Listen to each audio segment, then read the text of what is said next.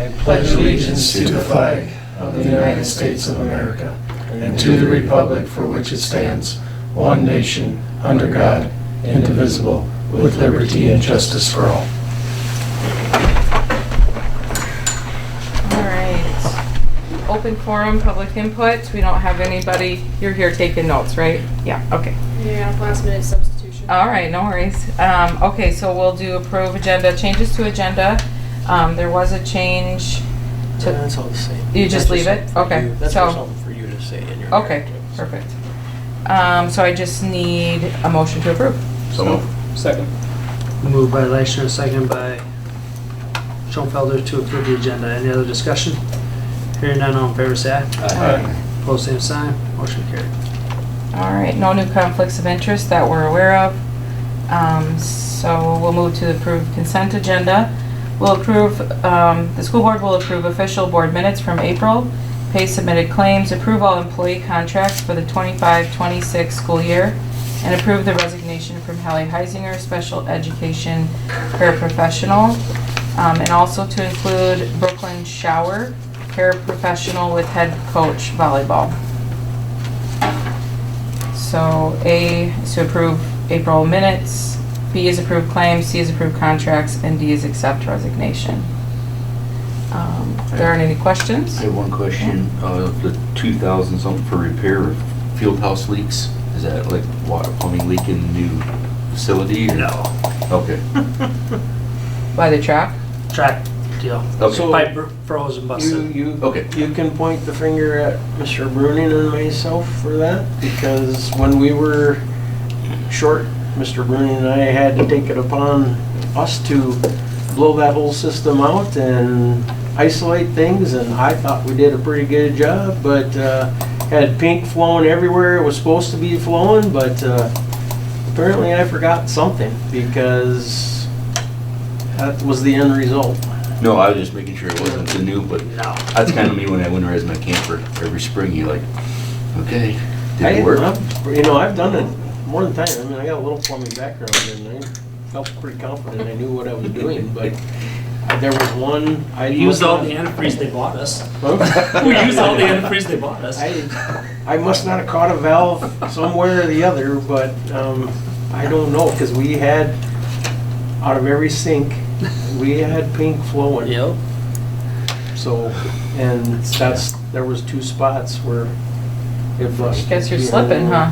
Yeah. All right. Don't hire me as a plumber. We will. All right, anything else? Okay, we just need to motion to approve. So moved. I'll second. Moved by Turner and second by Prohl to approve the consent agenda. Any other discussion? Hearing none, all in favor say aye. Opposed, same sign. Motion carried. All right, we'll listen to updates from administration. High school principal report is first. Mr. Knipling woke up early this morning throwing up and with a temperature of 101 or 102, I can't remember what he told me. But he was gone all day today, so didn't know if he was gonna make it for this or not. But information that he sent, just basically we finished up our state assessments in our grade 6th, 7th, and 8th. I think the information or the data that we got back, and you guys a little bit more informed now with data, based on last October's conversation, that main thing is there, I think we saw some growth. I think there's a little bit of a yo-yo effect yet. That's what we've been trying to avoid, and see that consistent incline, especially in our middle school. But, we were ahead of the state averages as much as we can tell right now, that proficiency in advance in English and math and science, I think we're above, I think, each of those components, and the juniors as well. So so that was a good thing. Athletic academic awards night, obviously those were attendance. It is what it is. I think we're going to have some conversation about perhaps maybe how do we redo that? Got some ideas I think we can bat around, because it can be painful, I think, to the average attendee, that it's a lot of time. So Potts concert was wrapped up on Friday night as well, so Miss Anderson, Miss McLeod, who is our student teacher, and Miss Fink, worked pretty hard, and it was very evident to see the improvements within the instrumental component of that program, so just kudos to them. And the last thing on here is essentially, I think a couple months ago, he brought to the table about perhaps maybe looking at a schedule change, more from the standpoint of looking at a true advisor-advisee program and trying to carve out time for that. And maybe perhaps reverting our SRB period back to an every other day concept. So some of the things he was working on in the schedule, one of the driving forces behind whether we thought we could do that or not was having all of our 6 through 12 eat in one lunch. And right now we have our middle school eat in a 25-30 minute window, and then the high school comes and eats in a 25-30 minute window. And in order to carve out some of the time to create that true advisor-advisee program, to find that and flip our SRB back perhaps to an every other day, I was trying to find some time in the day to do that. And that's where if we could feed them all at one time, we could find a little bit of extra time to do that. Well, that didn't go very well. And I heard from a lot of people, students and our kitchen staff as well, that, please don't do this, And it was chaos at first, and even the couple 2 or 3 days that we did it, it just doesn't fit the number of students that we're trying to, go through there. So, and we did release points different times. I mean, even within the window, we didn't all let them come at once. We tried to do some incremental stuff, and it was just probably way too much. So I don't know if we haven't really let that cat out of the bag as far as collectively as the district, because we wanted to see if this was even going to work first before we kind of upset the apple cart. Certainly talked to the teachers about it and the premise behind it. But I'm not exactly 100% sure exactly what he's informed the kids about. That's his program, but I've heard from 1 or 2 parents about the question as to whether they should get a say in schedules or not. My personal opinion on that, certainly could maybe be a little bit more transparent in the conversation, but when it comes time to make that decision, I think ultimately that's administration's job to say, this is what's best for our kids and best for our students. So, but I'm not exactly sure where our schedule's going from that point, because a lot of it evolved around that.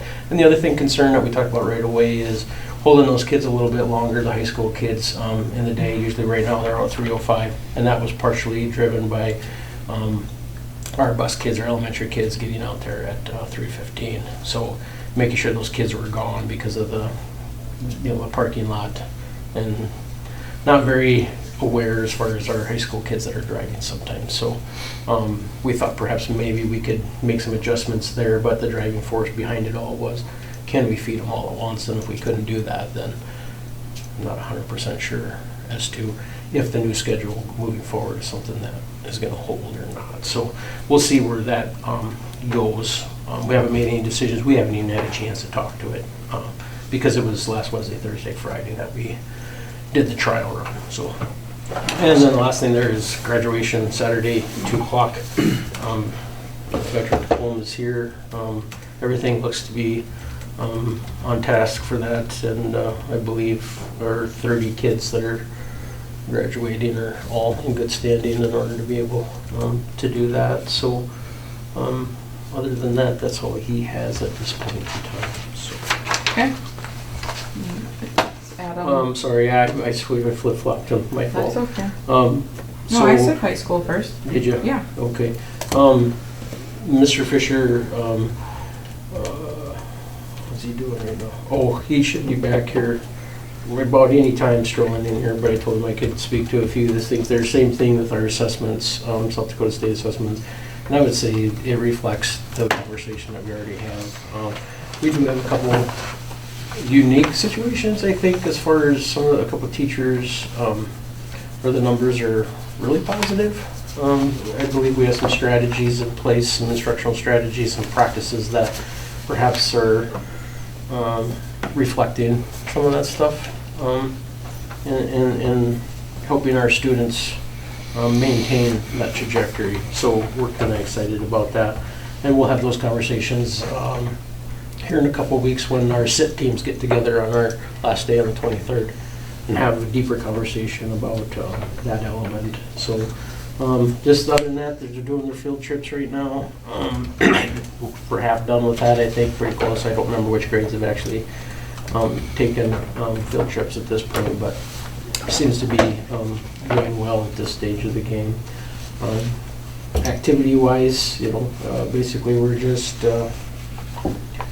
getting towards the end of our spring season with 2 weeks from state track meet, 2 weeks from state track meet, and then 3 weeks from softball coming to an end. So, and golf is in that same boat. So, other than that, just trying to get through the end. And my comment to that, from a principal's perspective, we just can't get to the end fast enough. And it's always the same. All my years of doing this, the stress, the anxiety, the decision-making on everybody's part, kids' part, teachers' part, patients are wearing it thin.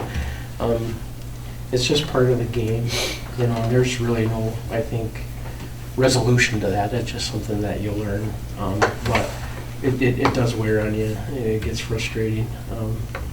But we'll get through it. So other than that, we're just trying to get to the end. So. Okay.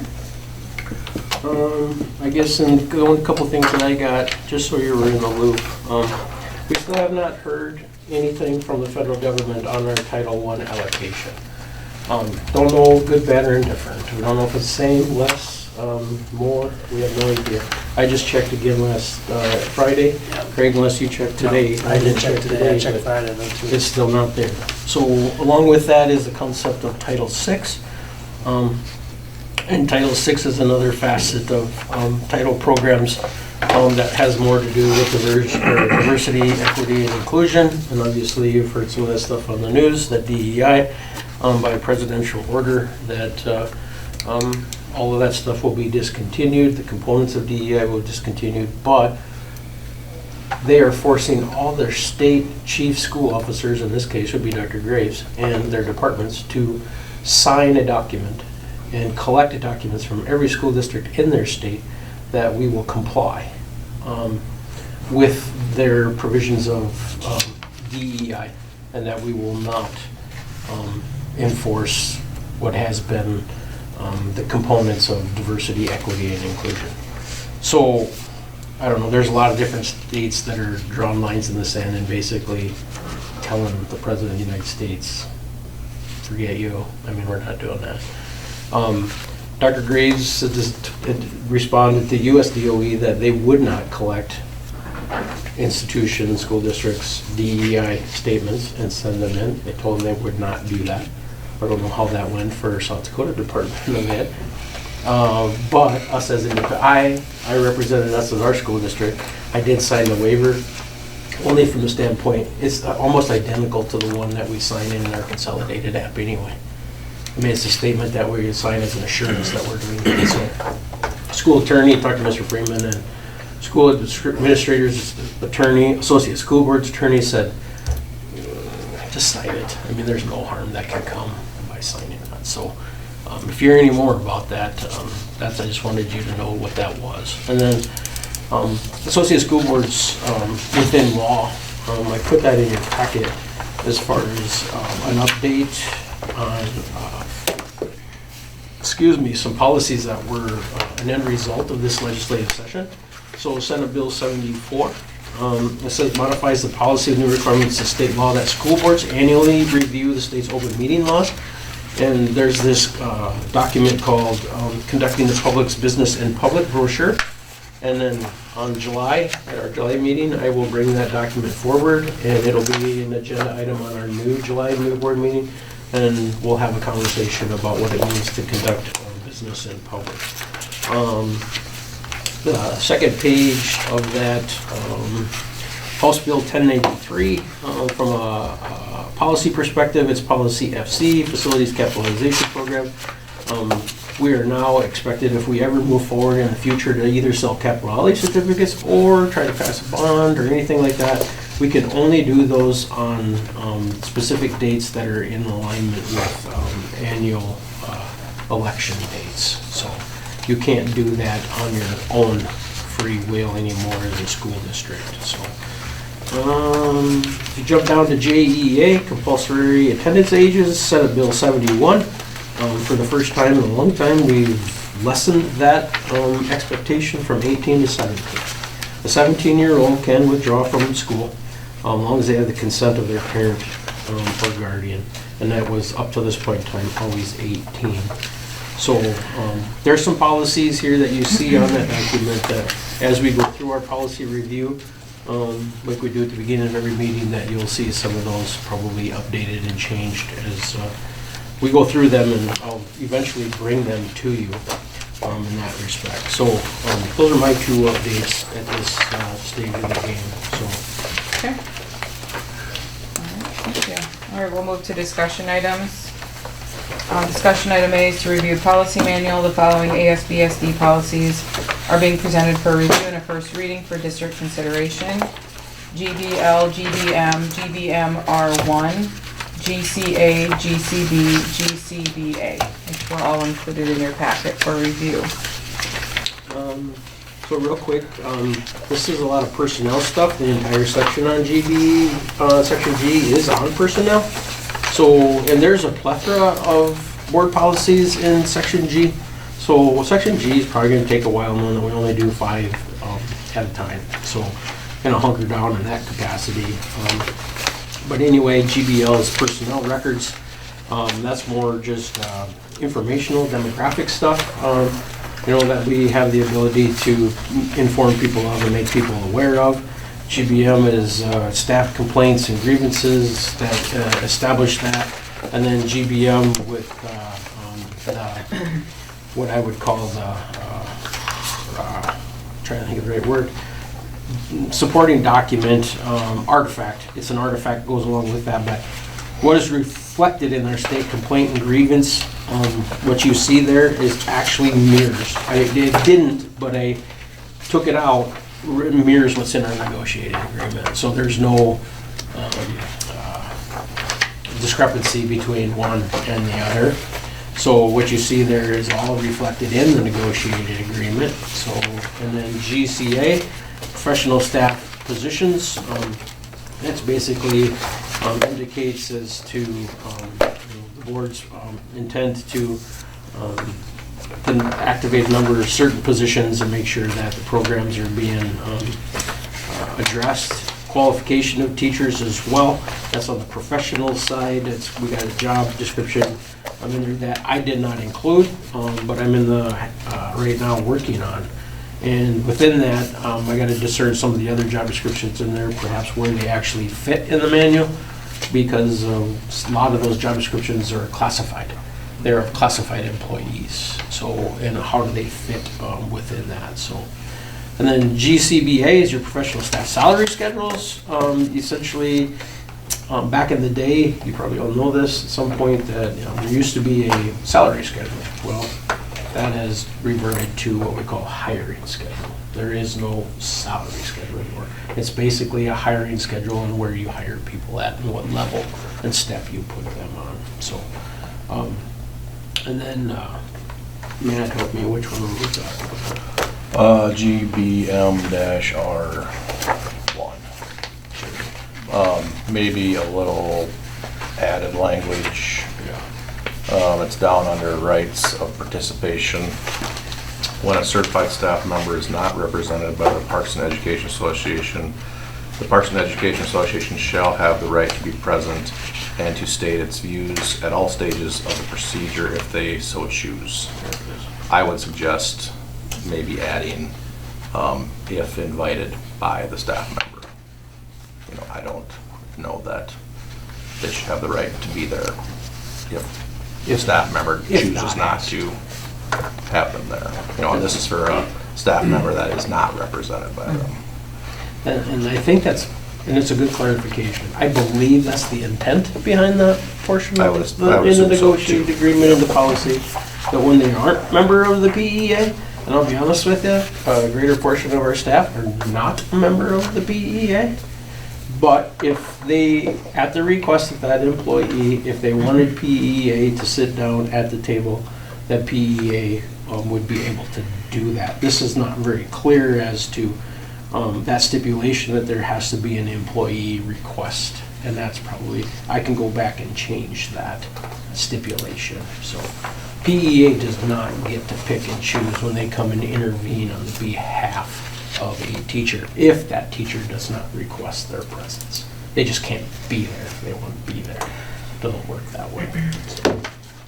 So that's a clarification.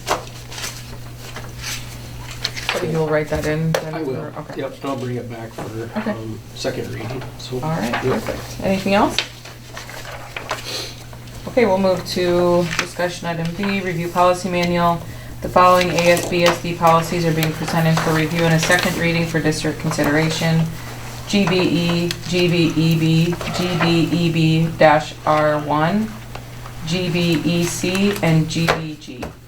So, if there weren't any other further comments about those, that's just a second reading. All right, we'll move to C, review policy manual. The following ASB/SD policies are being presented for a final review and adoption and inclusion to the district's policy manual. GBCA, GBCB, GBCBA, GBCBAA, GBCBB. If there aren't any further questions about those, I just need a motion to approve. So move. I'll second it.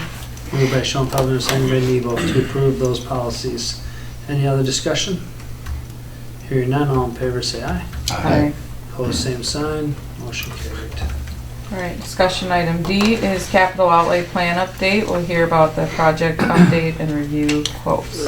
I know we talked about this, I don't mean to belabor this point, but I just wanted to clarify some of these discussion items. So this is that one pager that you see that looks like this in your packet. The playground improvements, as far as I know, everything is still on track. As far as the players and that, and to be able to make the changes there and install. One, take down what is there and then install what is new. So the door magnets on the 4 armory doors, Parks and Electrics gave me a quote on that for $3,600. That was right at about exactly what I had put on the last month ago.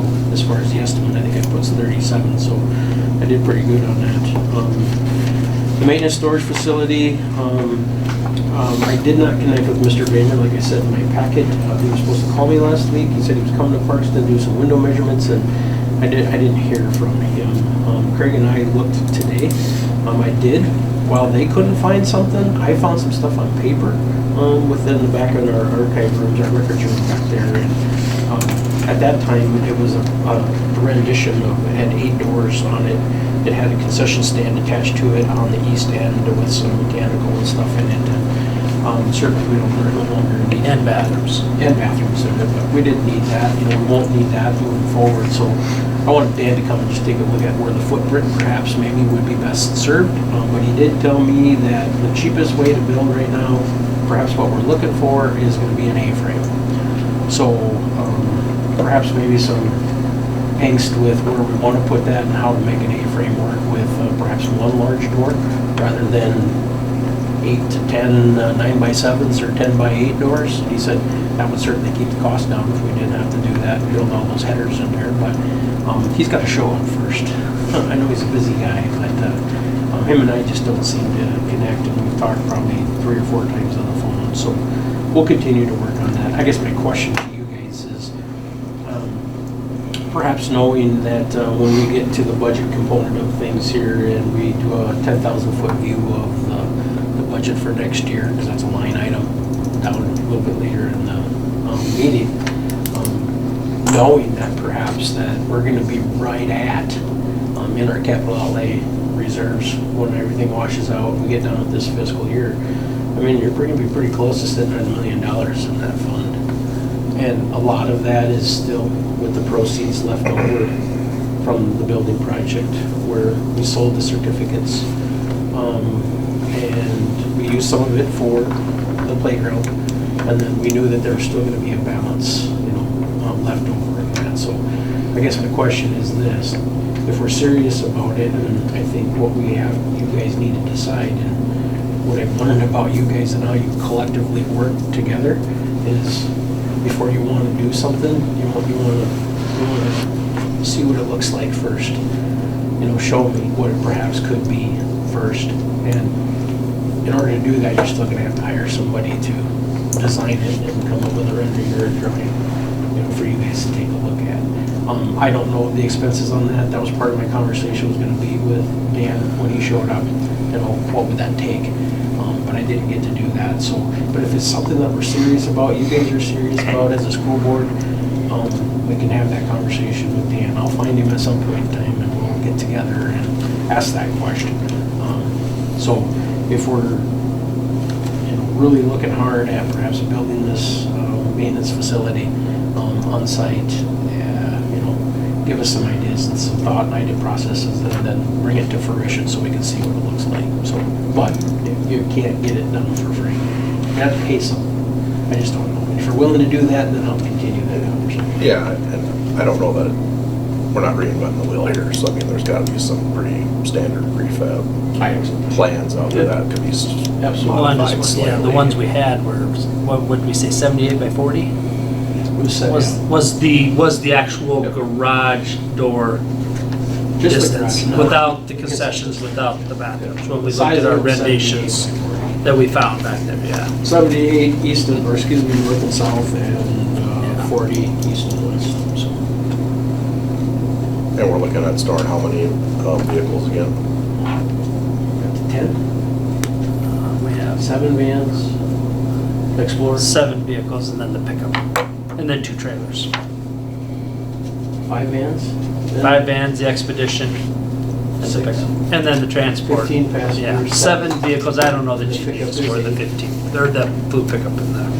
Well, I mean, but you're at 8. Yeah, you're we're at 8 with plus that. you have 2 trailers. mowers, 2 decks, you got a broom, you got a snow blower. And trust me, there's several other resources that we can find space for to put in there. The track equipment. Yeah, all of our track equipment that is now Pits sitting and in the stuff like that. Connex box, and potentially, warehousing a lot of the materials that are in there, so we can get rid of that Connex box. In fact, that was kind of the mindset, when we made that purchase. So, it was a kind of a Band-Aid for now, and, jump through that hoop at some point in time to see where we go from there, so. But, I think just in my short time here before that, again, what's the value of our vehicles right now? I don't know. I mean, it's been a while, other than the 15-passenger van, we haven't invested in a new van, but all the vans that you have out there, I think, out of the 5 of them, I think they all had lost them, or they have not, because they hail. The only one that might not have is the 15 passenger. I said, All the rest of them have, yeah, Yeah. pretty sure. So you're, They're and part of just it sitting is outside. because they sit outside, and during this time of the year, that's when you typically get those swings and weather extremes. So I don't know. You get your decision. If you don't want to pursue it, don't think it's the right time, then I will quit pursuing it, Dan. But if you still want to know what perhaps it could be, what it could look like, give us some ideas. If you said, man, even if it's prefab or some product that's sitting out there right now. I mean, I don't know what Dan would suggest. I think he'd probably, best he could be build it, not a kit per se, but I mean, he'd look at that too if we asked him to, I suspect. So you guys tell me what you want to do with that. Well, I would suggest at first to just see what he has to offer as far as what it's gonna cost for him. Just another conversation. Yeah, just, Okay. that, I think that's fair. that's just my thoughts here. I mean, it's hard to Is say yes if you what don't what know. we have planned, is it big enough? I mean, That's what I was just doing some rough figuring, 40 by 80. You have 5 vehicles on each side. Yeah, That only leaves 30 extra feet for the rest of the stuff. the rest of the stuff. So at 10 foot, 10 foot of, The facility that we built in Mount Vernon before I came here was 88 by 56, I think. So, and That that was just for vehicles. that was 7 buses. Buses. Yeah, a couple of them were 15 passenger, but, and a coach. So there was a 16-foot overhead door, and that would do for the coach that they have up there. But other than that, I had 4 route buses. If you're gonna build it, you might as well That make was it big cool. enough for some extra things. I don't Well, I put the effort into it. I would let me connect with Dan, his team, and see how much he will cost for us him to pursue this. What's he gonna charge us to develop, you know, that process? That's the part I have no idea. I mean, I guess I can bring back you a number, and then you have to decide whether that's reasonable or not. Is that fair? Okay. The rest of it, the other one I want to draw your attention to, and it was in your packet, the DD interim conversion for professional development. If you had the opportunity to read some of this stuff and the feedback through our negotiations process,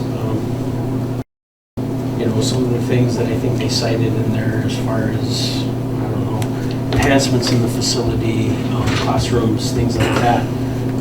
This is something I've been wanting to do since I came here. We got a perfect space over there, but some of the other things that they referenced, I think could be put in motion if we took this step first.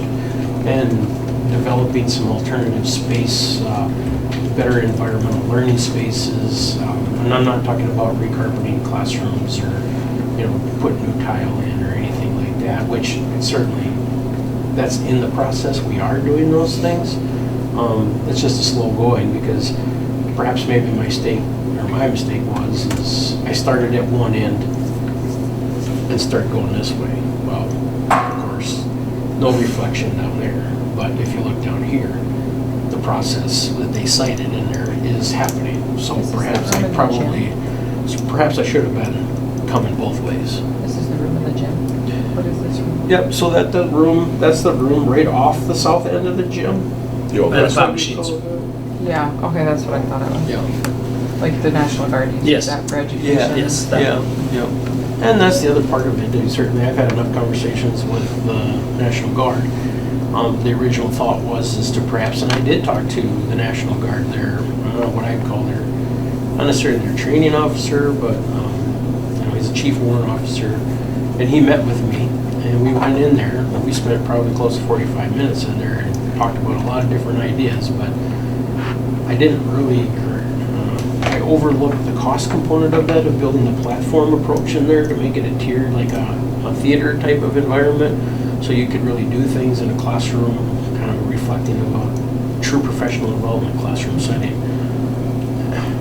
And when we started measuring up and he started doing the math and, you know, telling me how far every, I guess, support structure had to be and, you know, to support the weight and stuff on there, especially as you went up 3 tiers. The amount of lumber that was going to be included in that and the amount instantaneously went to a price point that was like, oh my God, we can't do that. So he gave me a couple other suggestions, which I took him up on, and one of them was to just simply what I put in your packet. From Innovative, the proposal of looking at tiered seating. So you have, at the very back, you'll have a chair that is of a taller height and with a 2 foot, or I think it's 2 foot, 20-inch, 24-inch table that sits up front.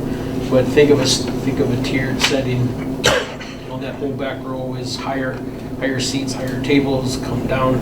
You know, still all on the flat floor, but next to your tiered seat there is a little bit shorter. Your table's a little bit shorter, and then in front of that another one, and then you know, filling that whole classroom.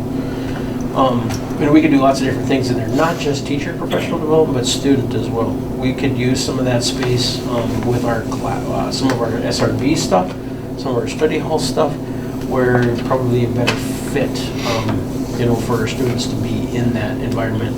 Then that gives us the opportunity to take a look at our high school end and doing some of the suggested things from an alternative setting, perhaps. Creating an environment that is probably, I don't know what the right word is, my opinion, it would be more representative of perhaps what our kids are going to experience when they leave this institution on a college level. I don't care if that's tech school and or four-year institutions where you see those study spaces, you see more of that, friendlier confines and environment for kids to kind of hang out but do work at the same time. So I wanted to at least tell you, when I first initially did this, I gave you a number of 20,000. Well, I got that quote came in at 16. I had my druthers whether we should or we shouldn't based on some of the feedback that I got, but Craig and I talked about, certainly recognized that some of the issues that they brought forward as concerns, but if we really wanted to start this process, this would be perhaps maybe the first step to take in order to create opportunities to do what they suggested, that they would like to see some of the physical plant addressed, especially at the 6 through 12 end. So other than that, I mean, that's really all I really wanted to say about our capital outlay. I guess I was looking for a little guidance on the expenditure. I got the total number down. When I first did it, we were over 320 and it's now 300. And some of this stuff may be changed. And keep in mind, 170 of that, which we've already made a greater expenditure on because we bought the equipment already. So technically, it probably wouldn't even be a realization of the $300,000 when we get done with all of this. So questions on anything in that capital outlay project quote? Comments? So this would be for another one. The 15 passenger, yep. We've talked about that. It'd be nice if we could have 2 of them. The 7 doesn't really get us much anymore. It's hard to take anything that we do with any of our kids. Very rarely are we taking, 7 or less kids. Actually 6 or less because you have to have an adult driving that. So I found several of those vehicles on various websites, but a lot of them are dealers. Within, I would say, a 200-mile radius of Parkston that we certainly make a deal with. And there were several of them for even less than 30,000. And the mileage was not horrible. I found some anywhere from 60 to 80, and then I found another group where we bought that 90 to 100,000. So, and some of them really nice. I mean, and what do you call ours, Craig? You call that a high top? High rise, yeah. You don't want, wind catches the high rise. It's a little different than the other. I think the other one's mid-size or mid. All the ones that I looked at did not have that Yeah. elevated top to it. But at the time when we got that, that's all that was available. So, any other questions? The last one with the parking lot, did that company stop in, Mr. M, that I talked to you? He about? did. Okay. We had a conversation, but first and foremost, it's tar. Okay. And you're gonna have what you guys are not fond of, you're gonna have it looking like a jigsaw puzzle in black on top of your concrete. So I revealed that right away to him. Nice guy, great conversation. Gave me a little card and information on what else did they do, but knowing that that's not the route you want to travel. I do have a product that I ordered it, a 5-gallon pail. There's some mix in there that we're gonna play with. And see if we can get the viscosity to that it's more of a liquid form. And when we're all said and done, kind of give it a trial run, and if it turns to be a relative, not quite as liquid as perhaps maybe water is, but is something that would flow through that apparatus that we're perhaps maybe looking at buying, then I think we'd probably take a run at it. But I think the 5-gallon pail costs like, I don't know, $57 or something like that. But we got to mix it up to see what the consistency is going to be like. So from us, what are you looking for from us for this? You're just giving us an update? It's or? just more feedback, yep. I don't know, I guess I was looking for a blessing on the conversion of the PD room at 16.5. If you feel confident about that and knowing that, it's gonna have a trickle-down effect, that it's gonna open up the opportunities to do some stuff in the future for the rest of the physical plan. So, be more specific on that. What would that open up? How would that make it? So we could utilize the what is currently the high school library. We could do some retrofitting on that. We could do some of that alternative learning spaces in which they're citing in there. In this updated? No, in the library. In the library? In the library, yeah, yep. But we would take what we do in the library right now.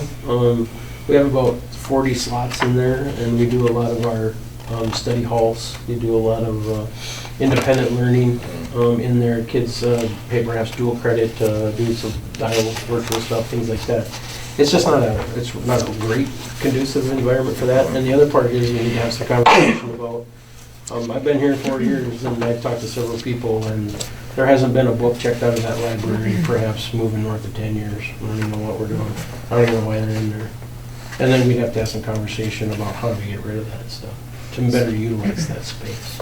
So you're looking to move some things from the library to the CDN room is what your goal is? Opening up the DDN room, doing what we're doing in the DDN room would open the library up to For make some other changes, options. other options, and utilize that space in a different manner.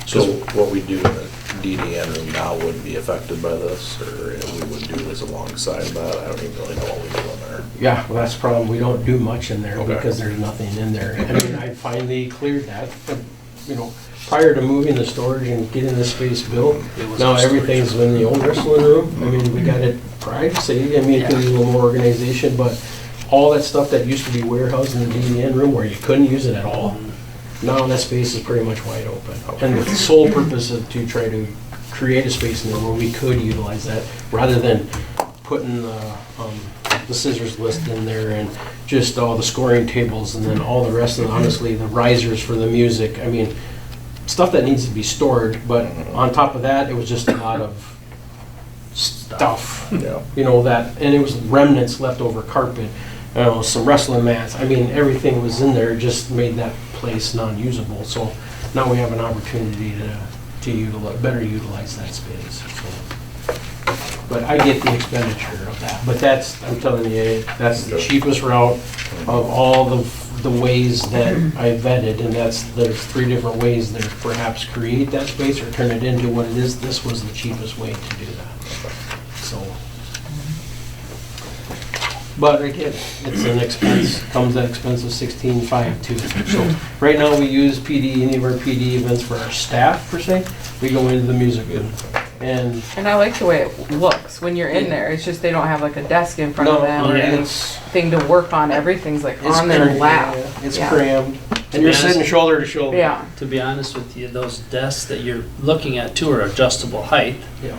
So they could be used in more than one place. Yeah. If you needed to use them in the music room, you could. And there's nothing permanent, they're all movable. Yeah. Will they have like a plug-in? Like, will they be electric? Like that you can plug in? Will they No, so there was no, electricity embedded within those, and that's a whole nother level. I I'm mean, sure. I I certainly was just get curious. that. Yeah, great question. Yeah, it's It nice to make have common that. sense would tell you if I got my computer right there and we're sitting at this 24-inch table, that you'd have the ability to do that, but, you don't even want to know what I'm sure it's something like expensive. that would But cost they're so nice. to when try to you- retrofit, absolutely. So, maybe someday. Yeah. I think I could do some surface mount stuff and some of that stuff. Anybody else have? Yeah, I don't have any major, it's something that we think you can utilize for the staff as well as the kids. Yeah. Some space that isn't being used, so. I would just reflect back on our negotiations, Mr. M, some of the suggestions of the teachers Yeah. and the science room. Yeah.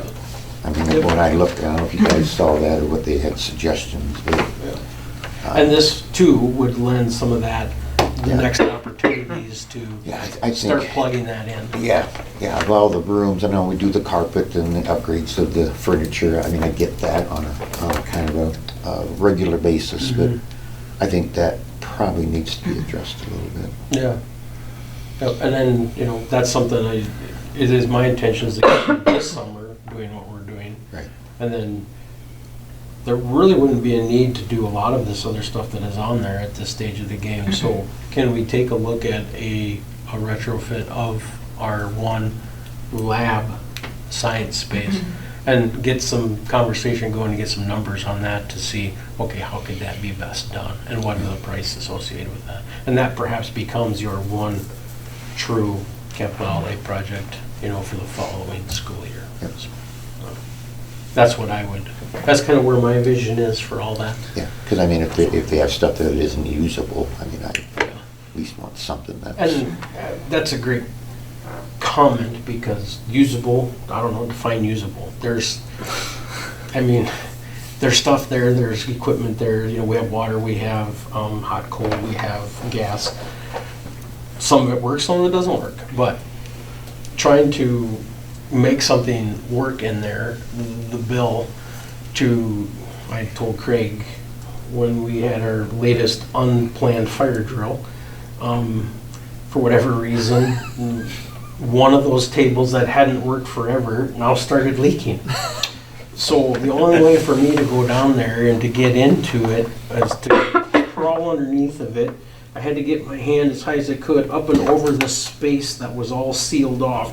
I found a shut-off in there that I was reaching, and I found it, and I think, well, I'm never gonna be able to turn this. Well, for whatever, God's grace, I got a hold of it and I could put enough pressure on it. I did get it turned and I did get it shut off. But now that one doesn't work because of the leak that was there. Now, in order to fix that, I gotta take that whole science table, undo it, undrill it, whatever, to get even at the water, where the water's located at. I mean, there's no,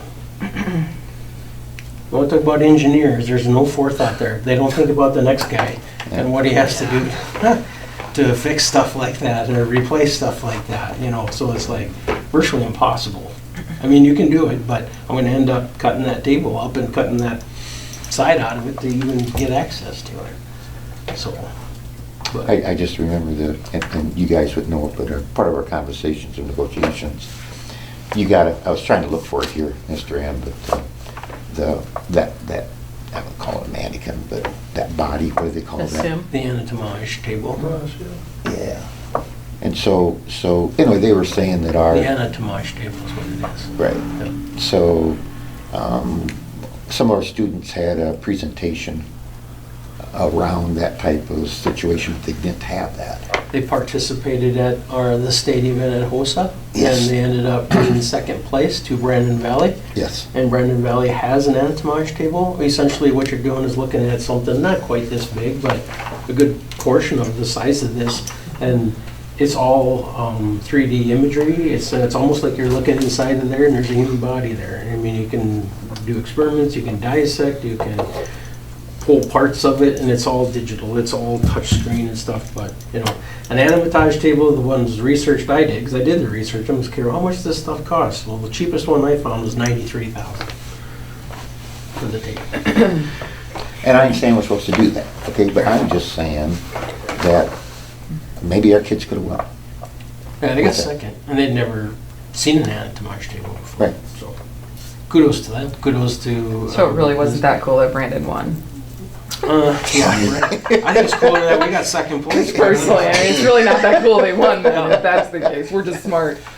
I'm just saying that, I mean, we have needs, and I think we have to think about, you know, where all that's at with the school here, And I think that's where you guys rely on us as administrators Yeah. to give you the right feedback and bring you to those opportunities to your attention, and then it's up to you guys to prioritize, you know, where that need is. So, Yeah. but certainly the mindset going forward.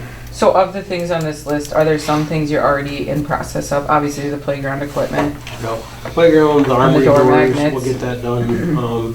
We haven't done anything officially on any of the 15-passenger van, or I haven't talked to Hankey's either about a new mower. But, you know, we will put line items in for your track, repaint, resurface, we'll put in that complex concept in there. You know, the 16.5 is that next step that we just talked about. I haven't yet done anything with perhaps the cabinetry when the bathrooms in the lunchroom area.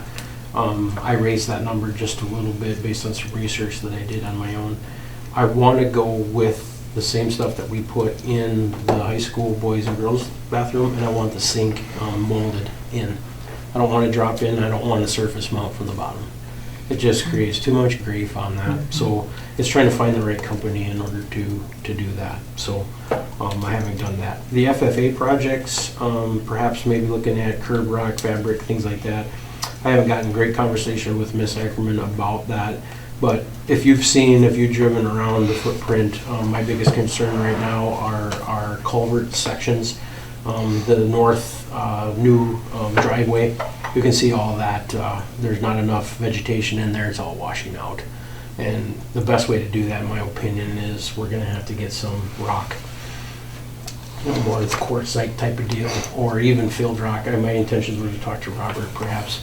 He's got a rock pile, or Matt, if you got a rock pile somewhere that I can drive a pickup to and load up, and we can bring that stuff in. Got a deal. We got enough to do that, so that's kind of my intention. Then we'll just backfill. They'll say, we'll put fabric down, we'll kind of resurface it and take the gully that's been created out of it, and then we'll lay that fabric in there and knock it down and then fill it with rock so it doesn't keep washing out on us. And we'll do the same thing at the end of our culverts too, so. But that's kind of my plan on that, so. And then parking lot, so. And then we reduced our chairs down to, waiting for a quote from Chad. Mr. Craig and I looked at that, and we had Brian go through there. We're probably in need of 35. Yeah, So, he's got a number. instead I'm of- gonna wait till after graduation. So I just need a new number on that. It'll be less. Can't have more than we can fit on our racks. Yeah. Sure. That's the big thing. Other than that. Okay. So you feel like you have what you need now? Yeah. Okay. Okay, we will move on here to discussion item F. No. E. Discuss the 25-26 preliminary budget. The school board will discuss the budget numbers for each of the 5 funds that make up the school budget. And, Mr. Brunings, I don't know, did they have that in the packet? yes, it is. Okay. Everybody have Right that? after this, we should have to leave, wasn't it? It's the same format as we have in the past. I'm gonna tell you right now, those projects are not in there because we were waiting. I haven't put the capital outlay ones in there yet. In May, we have to give you a preliminary work in progress. I am gonna tell you that if you look at the first part there, I haven't done much with the revenues yet, mainly federal especially because we haven't got those title allocations, so those haven't been updated. Operating transfers was the same as last year. But the budget side for the expenditures, those have been updated based on the salaries. And when we talk about our budget, 80% of it's salaries and benefits, so those things have been updated in the, on the first page in the general fund there. Okay, so like I said, work in progress right now. Nothing set in stone, but the staff's increases are in there. On the capital outlay side yet, I haven't done a whole lot of work on that yet because we're kind of waiting to nail down the projects for sure. So that one isn't as tough to update, but now we'll get those in there the correct way. Secondary and elementary programs, I mean, those are textbooks area mostly, and that, actually those will be a little bit higher on the one side and maybe a little lower on the other side because secondary is not doing as many, as big of a dollar amount when it comes to the textbooks. Some of those other things are pretty much set usually, and of course the building acquisitions, I haven't updated that one yet. But operating transfers out, that includes the 275 plus the 500 and some, and then for the capital outlay certificates and stuff. Special education, salaries have been updated here as well. The revenues have not because those haven't been given out. So I mean, state aid has, but that's been set. And I did update those in the tax side of it, so the taxes should be adjusted a little based on that, but it's minimal. And we don't have, we're missing four pairs right now, right? I have numbers in there for them, but they're not necessarily right. Just because I just left the last person's numbers in there, just so you know. If we hired somebody who came in who's actually doing that job in someplace else and they'd come to the table with, 5, 6, Yeah. 7 years of experience, that's gonna probably cost us a little more. So. Yeah. But I mean, those people are still counted for though in here, even though we don't have them necessarily filled. Bond redemption, that's done, so that'll be 0. We'll actually probably take that off because everything there is just historical. That was the Cruzette bonds there. We won't really have anything in that fund next year. Then the next one's food service. I haven't seen the new numbers on that yet either, so I haven't touched that one yet, other than salaries are in the system. But and then the enterprise fund, the revenues will go up but I have a meeting with Ember about gym membership revenue, because this is where the gym membership revenue will be going. So the local revenue will change, but I haven't gotten anything from them yet as far as how many memberships. I mean, I do have the memberships, she sends them to me, but to nail down the amount that they're gonna be paying us here in June, I gotta meet with her. She wasn't at her computer when she did it the other day. And there's been people canceling and adding and stuff out there. So it's all on a per month basis there, and then of course there'll be fees because they're doing all theirs online payments and stuff like that as well. So there'll be a new line item. There won't be a new line here, but the local revenue will go up because of that. We did do our first expenditure out of that line item here for some new cards for next year, to get some cards, so we had the new cards on hand. We spent $1,000. I believe that was in your bills there, 1,100 I think it was. New what? The cards. Oh, I Key thought you were fob saying cards. cards. I'm like, what? Cards, I'm Like, sorry. that was only $1,000. You did pretty good. Well, yeah, well, $1,100 for 200 cards. So they're not, they're not cheap cards, so. But those will be in that area, that's where that stuff will go. So the expenditures will have a new section in there. Previously, we just had preschool and driver's ed. Now we'll have fitness center area as well, down there for that. Not that we're planning on doing a lot of expenditures out of there. We are gonna spend some of the money that revenue we earned by selling the old weight equipment, and we're gonna get a few more dumbbells for that space, but that's, I don't know if we're gonna take, I haven't decided if we're gonna take that out of here or capital outlay yet, because all the revenue that we earned, which was about close to $10,000 if I remember right, selling all that other old weight equipment, went into capital outlay. So we were gonna use some of that too. We didn't have a place to put that at the time like we're doing right now. Yeah. And we've also noticed that Mr. Grave in his PE classes, you know, he needs more of the lower weights. Right now we got one set of dumbbells, 5 through 100. Well, when you got a class of middle schoolers in there, we need more 5, 10, 15s, and 20s. And these hundreds don't get touched. So we're gonna get the lower weights in another set or so with a rack for that, is what our plans for expenditures for changes or anything for next year for that. So, What were you using for enrollment? wow, it's 535, was We it? use, well, Or 530? well, if you're talking about state aid, I mean, the number is 5 1/4. But, you know, that's volatile and it never becomes solidified until your last Friday in September. So, but when we did everything, We were we're eight building down, on the yeah. budget, we're using that number. You can plug it into the calculator, it's gonna give you a number based on what that number is. But 5 1/4 is where we're at. We got paid 535 this year, so we're looking at, again, a 10-kid swing. And therefore, you know, back to that whole component, what new money is available, there is none. But we had to expend what we expended in the negotiation process because you had to meet that Right. codified law. So, So does anything give you heartburn? Rick? No, the sped one, I mean, I haven't done any, when we talk about the financial report, I have not done the reimbursements for the federal expenditures, which will add 120 something, or 117,000, somewhere in that range. And then another 7 for preschool, so like 125. That'll add to that balance for the sped, but that's the only one that's, you know, scary right now just because of that number on the financial report. But Okay. as far as the revenues and expenditures, we won't have as many expenditures as we did last year because of the out-of-district placements that we had. That's kind of ate up the balance of that, is the reason, main reason. and some of it is, if we find ourselves a little bit upside down or perhaps projecting we're gonna be short from a revenue perspective on that. I mean, we just said those paraprofessionals that were short, those are all 4 special ed paraprofessional.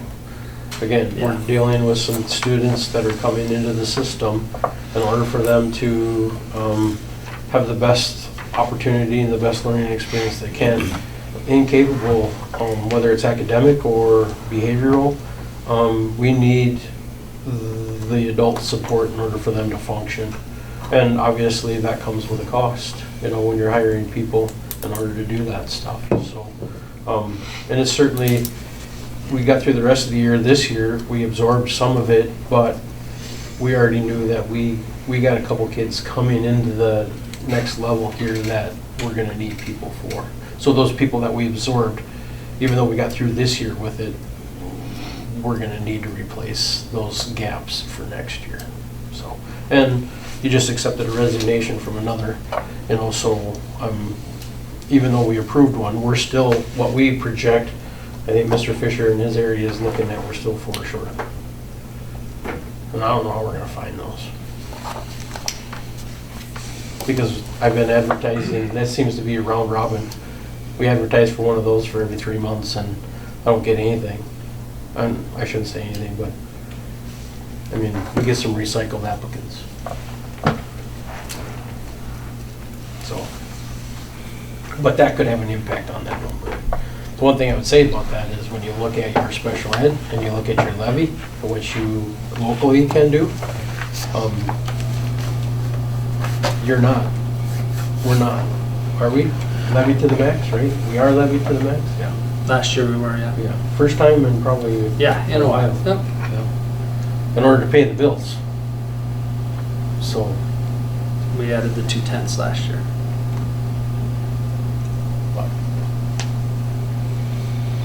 and the scary thing about that, if you think you're alone, one of the comments at our James Valley Education Special Ed Cooperative meeting is unprecedented application to the state's extraordinary cost fund. That is a fund that is set aside every year by the legislature with a number of $5 million in it in order to help school districts who cannot pay their bills special ed wise. That number is unprecedented. The number of people that they applied, they had, it's 4 million. They had $5.2 million in requests, and there's only $4 million. So how do we divvy up as a state? Who's gonna get what? And they typically don't say, well, you get it, you get nothing. They'll divvy it out. You may not get all you requested. And then when you don't get all you requested, and you're like, well, I'm already broke in special ed, how do I pay the rest? General fund. It's gotta come out of your general fund in order to do that. So, I mean, the whole state as a whole, I mean, unprecedented numbers and precedent amounts of requests that's coming. You know, so, and that's the very first stipulation. If you don't levy to the max in your sped fund, you can't apply to the extraordinary caps fund. You can't do it. So, they would say, you have to go get your own money first and expend it before you can come to us. Okay, any questions, further questions? More than a 10,000 foot view, but that's all you need required by law is you have to do that 10,000 foot view of your budget, so. Okay, sounds good, thank you. Okay, we'll move to discussion item F is to discuss Ethan Parks and Track and Cross Country Cooperative. We'll discuss the procedures involved for possible dissolution and set a date for the school board final action on the decision to dissolve or keep the current cooperative. I want to say that we've been transparent about this, knowing that we're coming up on June, state track meets a couple weeks away. When that's all said and done with, then a decision is going to have to be made. That's what I've encouraged you, that's what we've brought to you, that that decision is going to have to be made. It's the only reason why it's on here, because I want people to know, people who are watching, if they're questioning this or they're looking back at the agenda, no, we didn't know anything about this. If you didn't, not my fault. You did. It's been on here. We've talked about it several times. Season's over now in June. Then you had the survey results. Now it's time to make a decision. Ethan knows that. They understand the same concept. And we'll probably have some more information to you at that point in time. But this is more about procedure. All you have to do is one school district can submit an application for dissolution. You don't need both, just one or the other. So that's where we're at with this track cross country cooperative as to whether the school boards are going to vote to retain it or go your separate ways. So I just wanted that to be clear. So have you guys come to a point where you've agreed on the different sports and how we're sharing costs? Yeah, so, and that's something in June that we will have. I just didn't know if you were there. Absolutely. Okay, we've had those conversations, they came down, We got that process in place. I'm still working on it, putting it on paper. So they have it, we have it, and then you'll know as to how the expense component, or the expenses are gonna be shared in those particular activities, so. Okay. Okay, anything else? No, I'll move to discussion item G, discuss 23-24 audit. I'll revert to Mr. Bruning on that, and I should speak to it, but it's kind of his baby. Yep. Well, we didn't get a chance to ask. Yeah, Walt showed up the other day, what, Friday? I think he showed up on Friday. Friday morning, 9 o'clock, and said, when do we want to schedule the audit X review? And Mr. M goes, well, I got time right now, and he did it right there. So we apologize if anybody wanted to sit in on that. We weren't necessarily planned on doing that day, but we got it done with. So I think they're, behind a little, and they wanted to keep moving and get stuff going. But you got a 3-page report in there. Deficiencies noted in internal control, number 1 there. We got that same write-up as we always do. Not enough people in the business office to be able to meet and get rid of that comment on our audit. That was the one main comment. There was one other one this year that was not been in there in the past, is the expenditures exceeded the amounts budgeted for in the special education fund, and that is my fault. When what happened was those out-of-district placement bills were a little messed up from the state, and we were getting bills from 3 different places. They were 3 months behind, didn't have them all, and I did not do the supplemental budget high enough at the time to make that. So the expenditures were, what did we say, $30,000 if I remember right, like 30,000 something higher than what we actually budgeted. And it was because of those bills that came in July, which we had to turn around and put them in the prior fiscal year because that's when they happened. I supplemented it, we just didn't put enough in it. Yep. Yeah. So But I don't know how we could have, we didn't have the bills. that was the comment, exceeded the amounts budgeted. It's happened in other districts, so I got it from another guy to what was gonna happen, our write-up. But I have to do how are we gonna make sure that this doesn't happen again? Corrective action plan. So, those were the 2 items there that were comments on the deal. Now, these other things are deficiencies, 1 through 8 in the middle of the 2nd page. Minor details that they're immaterial to be considered comments, but they're things that we need to do, I need to do, but yeah, suggestions I need to do a better job on in the future. What was number 6 referring to? Yeah. All thank you. I monetary had the same transactions related to school sanctioned activities or clubs should be tracked and supported within the fiscal management of the school district. I'm trying to think. So is that all our clubs, Craig? It basically has to do, Is that the With coaching one or the athletic ones? yeah. All those extra checking accounts that we have, Mr. Fisher, well, we used to not have anything, and now we have Mr. Fisher take them and sign off on them and then give them to the coaches. And they're just making a suggestion that we should put them into trust. But the problem is, they are not considered trust and agency anymore because of GASB. So if we do take them on, they almost got to go into your general fund because they do not have There's no president, elected vice presidents and At a club, at a groups student per activity.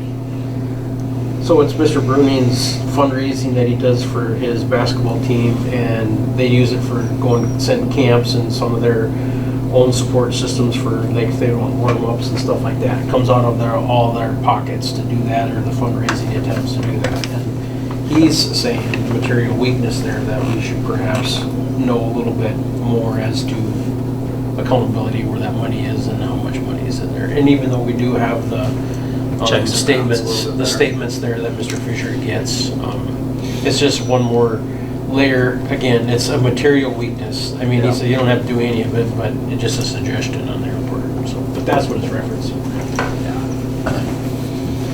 But you're going off the coaches pretty much along with Mr. Fisher's approval on Yeah. what they're saying and raising and spending, right, Craig? I don't know any of it. You do in your own fund. I do on my own, but I'm just saying, I don't know all the other ones. I don't see them. Mr. Fisher does, and that coach. So what they're saying here, we were supposed to. Well, I think what in the he's saying perfect is world. they should be putting him, we should be putting him into, see, some schools haven't been trusted agency anymore, still, and I remember at our business manager conference when the GASB came out that they were not supposed to be in there either. Because they don't have a board, they don't have elected officials, they don't have, they're not, you know what I mean? Essentially, it's saying you're at risk. If you do for put them in somebody trusted taking the agency, money. then you gotta Is that what create it's that. saying? Each coach is gonna have to Essentially? create that each year, Okay. as well on top of it. As But long that's as, the technicality. as long as Should we or there's two shouldn't we? people Is it our checking. responsibility or is it not our responsibility? That's the biggest. And it's about 50-50 with schools. Some do, some don't. Yep. Because as you well know, we ran into some issues years ago. Yeah, no, yeah. But back then, there wasn't somebody double checking it, right? No, there Right, was so no. that's why we put, That's why now the athletic director is Yeah. on every account. so that he can see all of it. Yeah. I haven't told Mr. Fisher this yet, but another layer to all this, as long as he's here, I mean, it's not a big deal, that we're gonna take all those bank statements that he gets, typically we turn around and give them back to the coach, we're gonna retain a copy of that. Yeah. We're gonna have little binders, 3-inch binders, and every statement we get, so we'll have every activity in that aspect that we will keep record of, that we will keep track of, so. And I'd have no problem giving Craig his statement back that the bank sends to Mr. Fisher, but we're gonna retain a copy and each sport's gonna have A binder for that. little binder. Maybe some digital files if we scan, copy and scan. Yeah, either whatever, I mean, if that works easier for you, Well, bottom line is we're gonna keep. There's a lot of moving parts. Yep. So, Okay. Any other questions? It was a good audit. I mean, he said that you've got no issues here. The 2 violations of internal control and then, you know, the other component that he stated there, it's, if you go back on our history of audits, the same 2 have risen every year that we come out of there, so. Okay. Craig does a very good job of keeping track of dollars and cents. Good job, Frank. All right, we will move to action items. Action item A is financial report. We'll review and approve the April financial report. oh, before, he did not give me copies of well, he didn't make copies of books for everybody. I'll send it to you in a PDF instead of the book this year. Is that okay with everybody, or does anybody want the actual paper copy? Okay. He preferred, That was one of the, he preferred if we didn't have to make hard copies. yeah, that was from him, not us. That's fine. I got my hard copy to put in my file, but he's also he sent it to me in a PDF, so I will forward that on I to you think the guys. board would be okay with that. Give a broad swing that, so. Sorry, I forgot about that. Sorry to interrupt you, Joe. You're good. We'll just, so just gonna review the April financial report.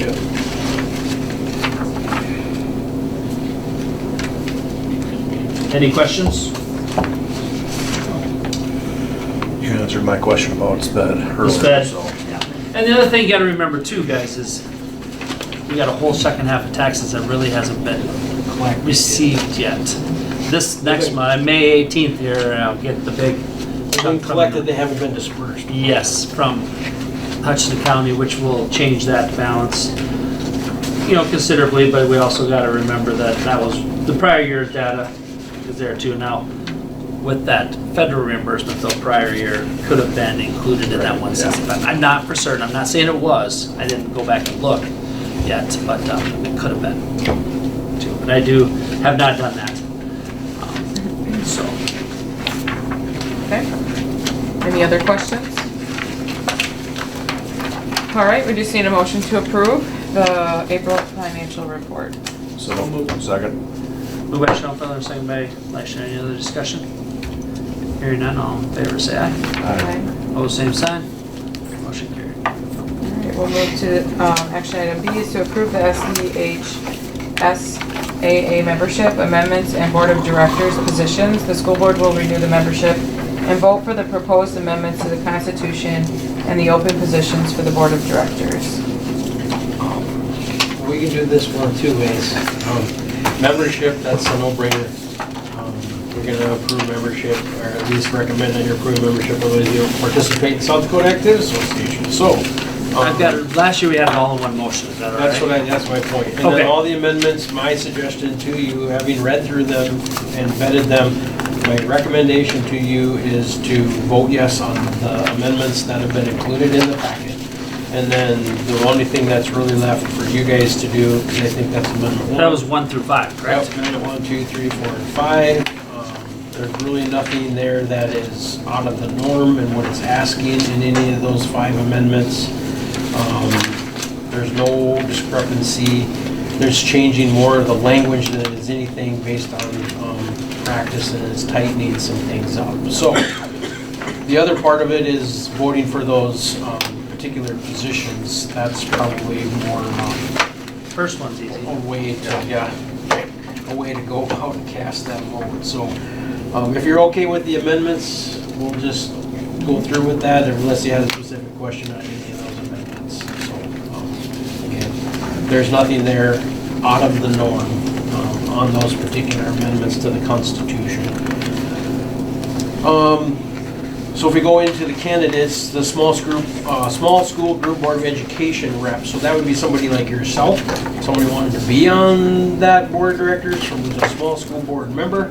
There's only one person that was nominated in that process, and I was on that particular call when we nominated all these people, but a gentleman by the name of Bill Clanton from Harding County, school board member out there, he's the only one there, so that one makes that easy. So, the next one would be, I think, East River at large represented people by a secondary principal or an assistant principal. So there are 1, 2, 3, 4, 5 nominees on that. I actually know 3 of them, which is kind of surprising. I know Dr. Tina Board. I hired her many years ago. And she worked for me for a year in Mount Vernon. So I knew she was in Aberdeen, but I didn't realize she was an assistant principal. Great gal, but you could read her bio there too. Of course, Brittany Eide, who is local, been at Corsica Stickney, started their career, went to Mitchell Middle School for a little bit, admin-wise, and then has come back to Corsica Stickney. So she is another good candidate. And then I know who Tim is. He was down in Avon here for a spell, but is now in Hitchcock-Tulare. And then Ryan Rollinger. Ryan is actually fulfilling another position, a 2-year deal that he got appointed to because somebody left the position, so they had to fill that in. And now he's eligible to be in this particular position. And so Ryan's been on the board for a couple of years already, but here he'd be on the board in a different particular position. So this is the East River at-large position. So you just need to pick one. Excuse me.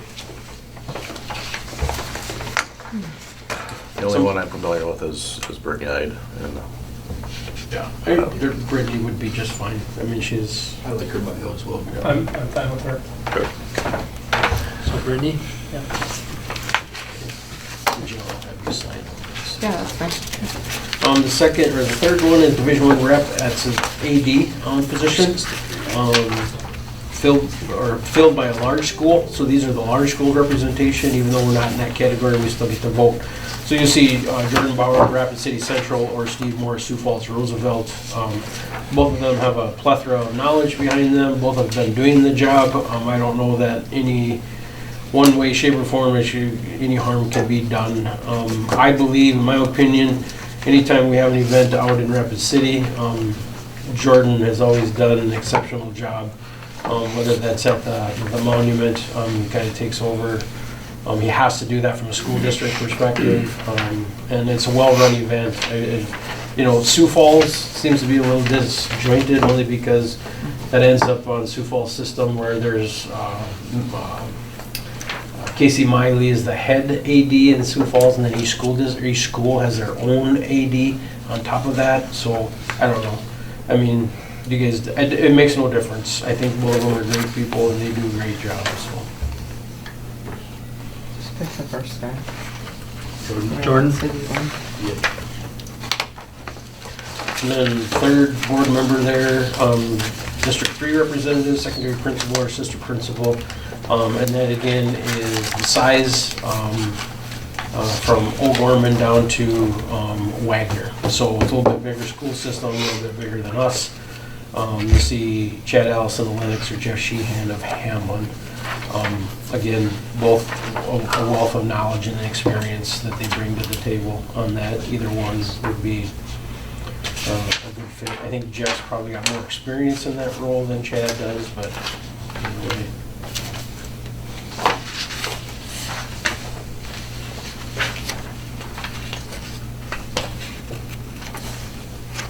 I think, not knowing anything about either of them, I think Jeff would probably represent our views better than the other. I don't know. I would agree. Okay. One was second. So Jeff? Okay. School board signature on there somewhere. Appreciate that. I mean, we could have worked out a lot of rabbit holes on those amendments. But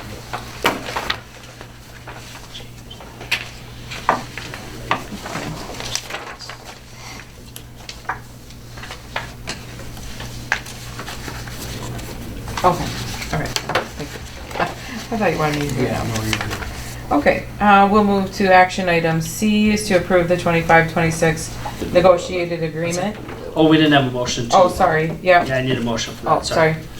Go ahead. Need a motion to approve. To approve those people. So moved. Prohl, second by I'll second it. Nebo. Any other discussion? Hearing none, all in favor say aye. Aye. Opposed, same sign. Motion carried. Okay. We'll do, so we need to approve the 25-26 negotiated agreement. We'll vote on that for the Parks and Education Association. Need a motion to ratify it. So Pretty simplistic. Moved by Leishman, second by Turner. Any other discussion? Hearing none, all in favor say aye. Opposed, same sign. Motion carried. Okay, do you guys, we good without a recess? We're good. Okay. All right, we're gonna move into executive session. Oh, yeah, so we recess, gotta- good. Well, yeah. We go out at what, 8:52? Two.